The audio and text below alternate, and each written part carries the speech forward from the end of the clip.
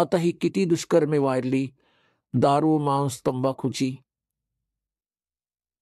आणि याला विकास मानतो आपण. ही मोठी मोठी घरे असतील, कार असतील, आणि खोटी स्तुती करतात. आणि मग लग्नाच्या वेळी एक वेगळाच ड्रामा रचतात. पुण्यात्म्यांनो, हे भक्ती मार्गात नाही चालणार. ठीक आहे, संसार भक्ती नाही करत, त्यांनी काहीही करावं. ते तर या विद्यालयाचे ते विद्यार्थीच नाही आहेत. हे विद्यार्थ्यांसाठी लागू आहे की ना विडी ओढावी, ना तंबाखू खावी, कोणत्याही प्रकारे ना मांस खावे, आणि ना दारूचा उपयोग करावा, आणि नाही ड्रामेबाजी करावी, ना जन्मदिन मनवावा, ना असा विवाहासाठी वायफळ खर्च करावा. सिंपल विवाह करा बाळांनो, आणि भक्त बनून पहा किती आनंद मिळतो. बघा, लोकांनी दिखावा ड्रामा किती करावा याला अंत नाही. सुरुवात आपण पाहिली, कोणी 1100 रुपये दान कोणाला देतात, साऱ्या गावात चर्चा होते. मग 2100 दिले, परत फेल झाला. मग एकाने 5100 दिले, तो मग 21 वाला फेल झाला. मग एकाने 11,000 दिले आपल्या मुलीला दानात, आणि एक मोटरसायकल दिली, मग एक कार दिली.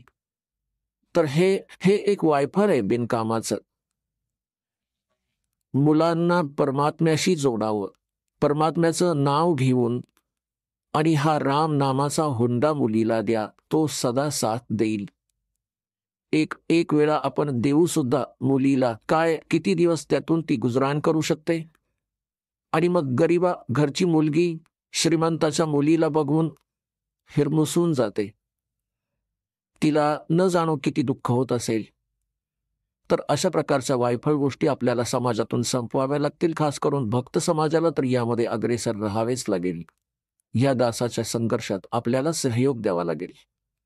हे पूर्ण चुकीचं आहे, भक्तिबाधक आहे. ज्याला 2-3 मुली होतात, झोप उडून जाते त्या आईवडिलांची, आणि मुलगी याच कारणामुळे आपल्यासाठी ओझं बनली. एक गायीसारखा आत्मा असतो मुलीचा. आम्ही खूप पाहिले, मुलगा आणि मुलगी भाकर खातायत. माता पितांपैकी कोणी म्हणतात मुलाला, एक ते काम कर, तसंही म्हणतात एक काम कर, हे म्हणतात बाळा तू का नाही करत. आणि मुलगी भाकर खात असेल तर खाणं सोडून तशीच उठून निघेल आणि ते काम करून येईल. आता आपण तिला ओझं का बनवलं? आपल्या ड्रामेबाजीमुळे, आपल्या वायफळ गोष्टींमुळे, हुंड्याच्या कारणाने. तर अशा प्रकारे प्रत्येक प्रकारच्या वाईट चालीरीती आपल्या समाजात घर करून आहेत. याबद्दलही आपण खूप गंभीरपणे विचार करून एक मर्यादा आखावी. हा उद्देश असा नाही की मी म्हटलं आणि तुम्ही सुरू केलं, नाही.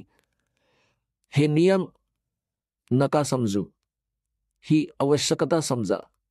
या भक्ती मार्गात बाधक समजा या नियमांना तोडणं. तर अशा प्रकारे आपल्याला भक्ती आपली वाढवावी लागेल. अजून आपण ऐकत होता जगद्गुरु तत्वदर्शी संत रामपालजी महाराज यांचे मंगल प्रवचन, ज्यांच्या शुभ आशीर्वादाने संपूर्ण विश्वामध्ये 500 पेक्षा जास्त नामदीक्षा केंद्र आहेत, जिथे निशुल्क नामदीक्षा दिली जाते. निशुल्क नामदीक्षा प्राप्त करण्यासाठी आणि अधिक माहितीसाठी संपर्क करा 7030303951 7030303952. अद्वितीय आध्यात्मिक ज्ञान वाचण्यासाठी, पाहण्यासाठी आणि ऐकण्यासाठी संत रामपालजी महाराज ॲप अवश्य डाउनलोड करा, किंवा आमची वेबसाईट www.jagadgururampalji.org वर विजिट करा. आम्हाला सोशल मीडियावर फॉलो करा. सर्व पवित्र धर्मांच्या पवित्र शास्त्रांवर आधारित प्रमाणित अनमोल पुस्तक ज्ञानगंगा किंवा जगण्याचा मार्ग यापैकी कोणतेही एक पुस्तक निशुल्क मागवण्यासाठी आपण आम्हाला आपले पूर्ण नाव, पूर्ण पत्ता, पिनकोड आणि फोन नंबर सह लिहून 7030303951 किंवा 7030303952 या नंबरवर SMS करू शकता, किंवा 7030303950 या नंबरवर व्हॉट्सअप देखील करू शकता.